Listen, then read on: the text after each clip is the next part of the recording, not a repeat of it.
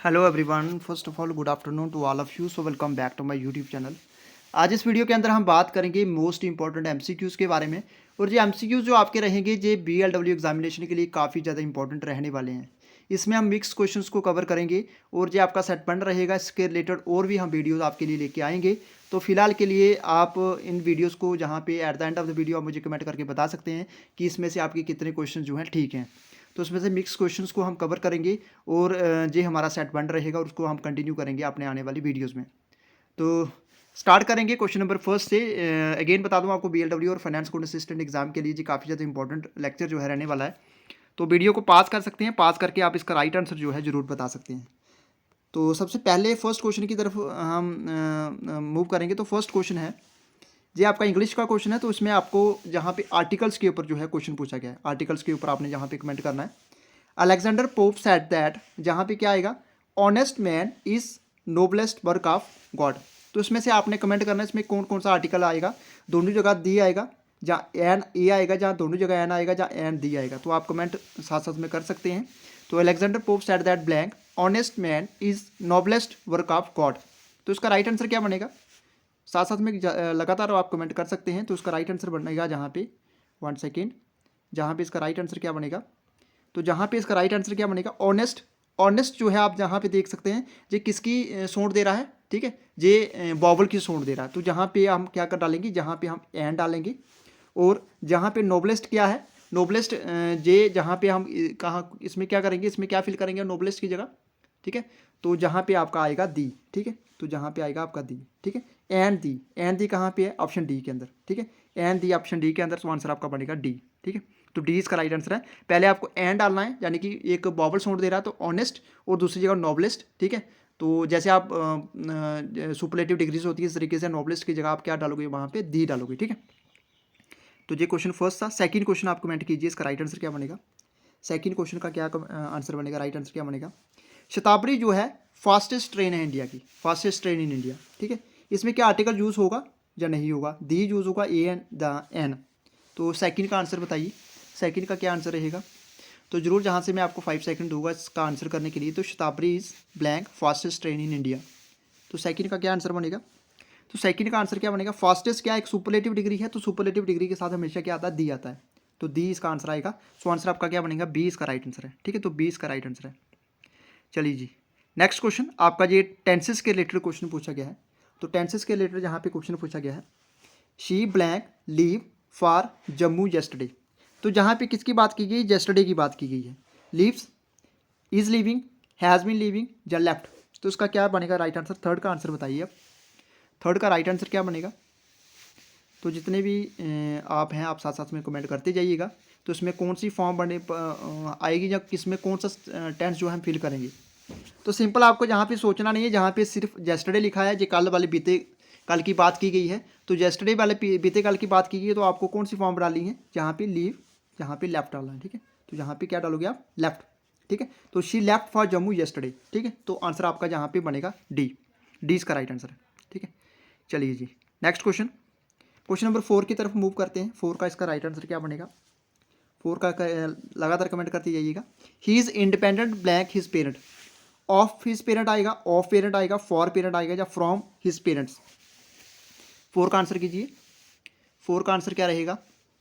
Question number 4 का क्या answer रहने वाला है, आप साथ साथ में कमेंट करते जाइएगा। He is independent blank his parents, of parents, of parents, for parents, या फ्रॉम।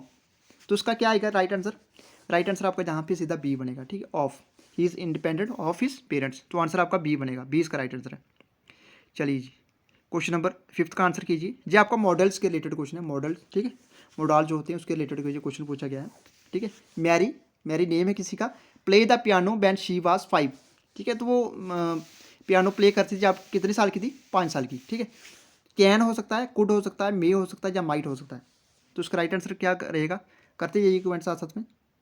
जहाँ पे पास्ट की एक्टिविटी के बारे में बात बताया गया है, पास्ट की यानी कि पास्ट की एबिलिटी के बारे में बताया गया है। तो जहाँ पे क्या कौन सा टेंस यूज़ होगा, यानी कि कौन सा मॉडल यूज़ होगा। तो सिंपली इसमें कौन सा जो होगा, कुड, कुड यूज़ होगा, ठीक है। तो यहाँ पे आएगा कुड। सो आंसर आपका क्या बनेगा, 5 का जहाँ पे बी बनेगा, बी इसका राइट आंसर है, ठीक है। चलिए जी, क्वेश्चन नंबर 6, काफ़ी इंपॉर्टेंट है, ये आपका इंडियन हिस्ट्री के रिलेटेड क्वेश्चन पूछा गया है। Who among the following gave the safety valve theory for Indian National Congress, किसके द्वारा ये थ्योरी दी गई थी? लाला लाजपत राय, एम एन रॉय, बिपिन चंद्र पाल या बाल गंगाधर तिलक? कीजिए इसका राइट आंसर। 6 का क्या राइट आंसर रहेगा? क्वेश्चन नंबर 6 का आंसर बताइए। तो 6 का आंसर बनेगा आपका जहाँ पे आंसर यहाँ पे बनेगा ए, लाला लाजपत राय। ठीक है, जो थ्योरी दी थी ना, ये आपको याद रखना है। ये जो थ्योरी दी थी ना, gave the safety valve theory for Indian National Congress, so answer आपका बनेगा लाला लाजपत राय। ठीक है, तो आंसर आपका बनेगा ए। चलिए जी, next question. Which Indian mass movement began with the famous Dandi march of Mahatma Gandhi? ठीक है, तो आपने उस मूवमेंट के बारे में बताना है जो कि फेमस हुआ था दांडी मार्च के लिए, आप महात्मा गांधी जी का जी द्वारा चलाया गया एक मूवमेंट था। क्या सिविल डिसोबीडियंस मूवमेंट था, क्विट इंडिया मूवमेंट था, नॉन कॉपरेशन मूवमेंट था या खिलाफत मूवमेंट था? तो पहले तो आप मुझे बताइए इनकी डेट्स के बारे में। क्विट इंडिया मूवमेंट की क्या डेट रही थी, कौन से साल इसको स्टार्ट किया गया था? नॉन कॉपरेशन मूवमेंट और खिलाफत मूवमेंट, ये आप मुझे डेट बताइए, और साथ में आप सिविल डिसोबीडियंस मूवमेंट की डेट बताइए मुझे। ठीक है, तो साथ साथ में कमेंट करते जाइएगा। तो 7 का आंसर क्या बनेगा आपका? सीधा 7 का आंसर बनेगा ए। ठीक है, तो सिविल डिसोबीडियंस मूवमेंट ये कब चलाया गया था? 1930 को। ठीक है, 1930 को चलाया गया था, किसके द्वारा? महात्मा गांधी जी के द्वारा। ठीक है, तो दांडी मार्च आपने सभी ने सुना होगा, तो ये काफ़ी बार एग्जाम में क्वेश्चन पूछा था, तो 7 का आपका बनेगा आंसर ए। चलिए जी, क्वेश्चन नंबर 8 के बारे में बताइए। नील दर्पण बाय दीन बंधु मित्रा पोर्ट्रेज द फ्लाइट ऑफ, तो किसके बारे में बताया गया है? इंडिगो प्लांटर्स के बारे में बताया गया है, लैंडलेस लेबरर्स के बारे में बताया गया है, बंगाली आर्टिसंस के बारे में बताया गया है, ऑल ऑफ दी बुक? कीजिए कमेंट इसका राइट आंसर। क्वेश्चन नंबर 8 का आंसर कीजिए। क्वेश्चन नंबर 8 का क्या आंसर रहने वाला है? क्वेश्चन नंबर 8 का क्या आंसर रहेगा? नील दर्पण किसके बारे में बताया गया है? बाय दीन बंधु मित्रा पोर्ट्रेज द फ्लाइट ऑफ, तो जहाँ पे सीधा आंसर क्या बनेगा आपका? इंडिगो प्लांटर्स के बारे में। ठीक है, तो आंसर आपका ए बनेगा, ए इसका राइट आंसर है। चलिए जी, नेक्स्ट क्वेश्चन की तरफ करेंगे मूव हम। तो ये क्वेश्चन है, which are the following personalities were the founder of the home rule movement? Home rule movement जो है किसके द्वारा चलाया गया था? तो ये आपने पर्सनालिटीज के बारे में बताना है। ठीक है, मोहम्मद अली जिन्ना के द्वारा चलाया गया था? नहीं, महात्मा गांधी जी के द्वारा नहीं चलाया गया था, ये चलाया गया था 1916 को। किसके द्वारा? ये चलाया गया था बाल गंगाधर तिलक और एनी बेसेंट के द्वारा। ये कहाँ से चलाया गया था, ये आप मुझे कमेंट बॉक्स में बताइएगा। तो इसमें 2 आंसर बनेंगे आपका, first and second. So answer आपका फर्स्ट एंड सेकंड इसका आंसर बनेगा, यानी कि आपका आंसर बनेगा ए इसका राइट आंसर है। ठीक है, तो ये आपका बनेगा ए इसका राइट आंसर है। ठीक है, तो ये आपको याद रखना है। तो होम रूल मूवमेंट जो चलाया गया था Bal Gangadhar Tilak plus Annie Besant के द्वारा। ठीक है, चलिए जी, नेक्स्ट क्वेश्चन। क्वेश्चन नंबर 10 के बारे में जहाँ पे कीजिए comment. The only session of Indian National Congress which was presided by Mahatma Gandhi was held at, एक ऐसा सेशन हुआ था INC का सिर्फ जिसको महात्मा गांधी जी के द्वारा प्रिजाइड किया गया था, और महात्मा गांधी जी के द्वारा एक ही सेशन प्रिजाइड किया गया था। क्या बेलगाम सेशन था, फैजपुर सेशन था, इलाहाबाद सेशन था या कराची सेशन था? कीजिए कमेंट इसका। 10 का आंसर कीजिए। क्वेश्चन नंबर 10 का आंसर कीजिए। 10 का आंसर क्या बनेगा? जल्दी से फ्रेंड्स कमेंट करते जाइएगा 10 का क्या आंसर रहने वाला है। तो 10 का आंसर क्या बनेगा? एक ही सेशन जो था महात्मा गांधी जी के द्वारा प्रिजाइड किया गया था, वो किया गया था 1924 को। उस सेशन को बोलते हैं हम बेलगाम सेशन। ठीक है, आंसर बनेगा आपका 10 का ए। ठीक है, चलिए जी, which following passes lies in Sutlej valley, इसमें से कौन सा पैसेज जो है लाई करता है सतलुज वैली में? नाथुला, जलीपला, शिपकला, जहाँ शेरा बथंगा? ठीक है, कीजिए कमेंट इसका। क्वेश्चन नंबर 11 का आंसर कीजिए। 11 का आंसर कमेंट कीजिए। Which are the following passes lies in the Sutlej valley? तो 11 का आंसर क्या रहेगा जी? आपके पास 4 अल्टरनेटिव ऑप्शन हैं, राइट आंसर आपका बनेगा जहाँ पे आंसर सी। ठीक है, शिपकलावास इसका राइट आंसर। चलिए, अब ये इंपॉर्टेंट है, बहुत ही इंपॉर्टेंट क्वेश्चन, कई बार रिवर्स के रिलेटेड क्वेश्चन आपको एग्जाम में पूछे जाते हैं, ये काफ़ी इंपॉर्टेंट है। Tsangpo is the other name in Tibet for, ये सांगपो किसके लिए नेम यूज हुआ है? कोसी के लिए, गंडक के लिए, ब्रह्मपुत्रा के लिए या गंगा के लिए? ऑफकोर्स गंगा के लिए तो नहीं हुआ है, गंडक के लिए नहीं हुआ है, कोसी के लिए नहीं हुआ, तो किसके लिए हुआ है? ब्रह्मपुत्रा के लिए। तो ये आपको याद रखना, ब्रह्मपुत्रा इसका राइट आंसर है। ठीक है, सो आंसर सी बनेगा, ब्रह्मपुत्रा। अब ये इंपॉर्टेंट है, गिर फॉरेस्ट जो है कहाँ पे लोकेटेड है? एक आपने गिर नेशनल पार्क के बारे में सुना होगा, ये कहाँ पे लोकेटेड है? केरला के अंदर, गुजरात के अंदर, जम्मू कश्मीर के अंदर या कर्नाटका के अंदर? ऑफकोर्स कर्नाटका और जम्मू कश्मीर के अंदर नहीं है, केरला के अंदर नहीं है, किसके अंदर है? गुजरात के अंदर। सो आंसर आपका क्या बनेगा? आंसर बी बनेगा, बी इसका राइट आंसर है। अब जहाँ पे काफ़ी इंपॉर्टेंट क्वेश्चन, ये आपके एग्जाम में क्वेश्चन बहुत बार पूछा गया है, लार्जेस्ट पेनिनसुलर रिवर के बारे में बताना आपने, कौन सी? कृष्णा है, गोदावरी है, कावेरी है या महानदी है? क्वेश्चन नंबर 14 का आंसर कीजिए। Largest peninsular river in India, Krishna, Godavari, Kaveri या महानदी? कीजिए कमेंट इसका राइट आंसर। तो 14 का आंसर आपका बी बनेगा, गोदावरी इसका राइट आंसर है, लार्जेस्ट पेनिनसुलर रिवर है इंडिया की। तो थोड़ा सा जहाँ पे मैं आपको बताना चाहूँगा, गोदावरी रिवर जो है लार्जेस्ट रिवर है साउथ इंडिया की। इसकी लेंथ है 1465 किलोमीटर और जो ओरिजिनेट होती है त्रिमकेश्वर महाराष्ट्र से। ये आपको याद रखना है। चलिए जी, क्वेश्चन नंबर 15 के बारे में बताइए। ये काफ़ी बार आपको साइंटिफिक नेम के रिलेटेड क्वेश्चन पूछे जाते हैं। पैंथेरा जो है, पैंथेरा टाइग्रिस, टाइग्रिस ये साइंटिफिक नेम किसका है? पैंथर का है, टाइगर का है, वेल का है या गोट का है? तो जहाँ पे आप इसको अगर जहाँ से आप चेक कर पा रहे हैं, तो जहाँ पे आपको कहीं ना कहीं टाइगर्स दिखा हुआ दिख रहा है, तो आपको सीधा टाइगर क्लिक करना है। ठीक है, तो आंसर आपका बनेगा बी। पैंथरा, जहाँ पे Panthera Tigris scientific name of tiger, 15 का आपका बी बनेगा। तो चलिए नेक्स्ट क्वेश्चन, क्वेश्चन नंबर 16 की तरफ मूव करेंगे। 16 क्वेश्चन काफ़ी इंपॉर्टेंट है। देखिए, from which country has constitution borrowed DPSP? DPSP की full form directive principle of state policy, article 36 से लेके 51 तक फॉल करते हैं। और कौन से जो है कौन सी कंट्री से इसको बोरो किया गया है? यूएसए से, आयरलैंड से, फ्रांस से, जापान से। यूएसए से हमने क्या बोरो किया गया है? Fundamental right.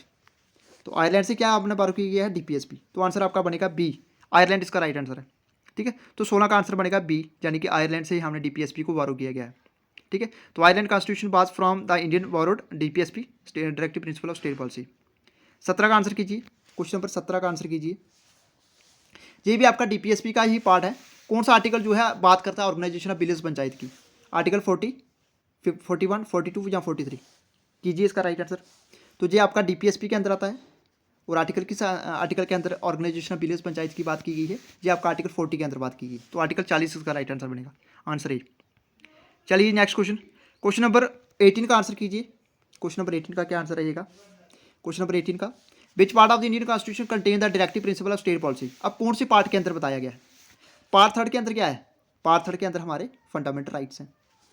पार्ट 4 ए के अंदर क्या है? हमारी फंडामेंटल ड्यूटीज़। और पार्ट 4 के अंदर है हमारे डीपीएसपी। पार्ट 4 के अंदर, ठीक है, पार्ट 4 के अंदर इसका राइट आंसर आपका बनेगा डी। डी इसका राइट आंसर है।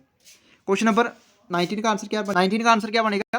When fundamental duties were added in the constitution of India? कौन से साल इसको ऐड किया गया था? 1976, 1970, 1965, 1970 या 1992? 19 का आंसर कीजिए। तो एक होती है इंडियन कॉन्स्टिट्यूशन के अंदर 42nd अमेंडमेंट। 42nd अमेंडमेंट 1976 के अंदर फंडामेंटल ड्यूटीज़ को ऐड किया गया था। और फंडामेंटल ड्यूटीज़, ये आंसर आपका बनेगा ए। ठीक है, ए इसका राइट आंसर है। तो ये इसका राइट आंसर है। सबसे इंपॉर्टेंट चीज़ आपको याद रखनी है, फंडामेंटल ड्यूटीज़ के रिलेटेड क्वेश्चन जो पूछा जाता है, फंडामेंटल ड्यूटीज़ आपका पार्ट 4 ए के अंदर आता है एक, और आर्टिकल 51 ए के अंदर आता है। ये आपको याद रखनी है। जहाँ पे ए दिखेगा 4 ए, जहाँ 51 ए, समझ लेना ये फंडामेंटल ड्यूटीज़ की बात की जा रही है। और एक इंपॉर्टेंट चीज़, ओरिजिनली हमारे कॉन्स्टिट्यूशन के अंदर जहाँ फंडामेंटल ड्यूटीज़ कितनी थी? 10 थी। उसके बाद एक फंडामेंटल ड्यूटीज़ को और ऐड किया गया, और जो फंडामेंटल ड्यूटीज़ को ऐड किया गया था, ये 86 अमेंडमेंट 2002 के अंदर किया गया था। ये आपको याद रखना, बहुत ही इंपॉर्टेंट है। चलिए जी, क्वेश्चन नंबर 20 का आंसर बताइए। Which the following committee advocated the fundamental duties in the Indian constitution? कौन सी कमेटीज़ के द्वारा ये बताया गया था, या सुजेस्ट किया गया था, या रिकमेंडेशन दी गई थी फंडामेंटल ड्यूटीज़ के बारे में? वर्मा कमेटी, सरकारिया कमेटी, बलवंत राय मेहता कमेटी, या स्वर्ण सिंह कमेटी? कीजिए इसका राइट आंसर। क्वेश्चन नंबर 20 का आंसर कीजिए। तो 20 का आंसर क्या बनेगा आपका? आप सभी जानते हैं ये किस कमेटी के द्वारा बात की गई थी? स्वर्ण सिंह कमेटी के द्वारा। तो ये इसका राइट आंसर आपका बनेगा डी। डी इसका राइट आंसर है। ठीक है, तो स्वर्ण सिंह कमेटी जो है रिकमेंडेशन दी थी inclusion of fundamental duties in the Indian constitution, और states of the citizen should become conscious that in addition to the enjoyment of rights they also have certain duties to perform as well. तो friends, ये थे आज के हमारे 20 questions, काफ़ी important questions आपके BLW examination के लिए। तो इस सीरीज़ को हम और भी कंटिन्यू करेंगे, और भी आपके लिए मॉक टेस्ट लेके आएंगे। कैसा लगा वीडियो, कमेंट बॉक्स में मुझे जरूर बताइएगा। वीडियो अच्छा लगा तो वीडियो को लाइक करें, शेयर करें और सब्सक्राइब करें हमारे यूट्यूब चैनल को। Thank you friends, goodbye and take care.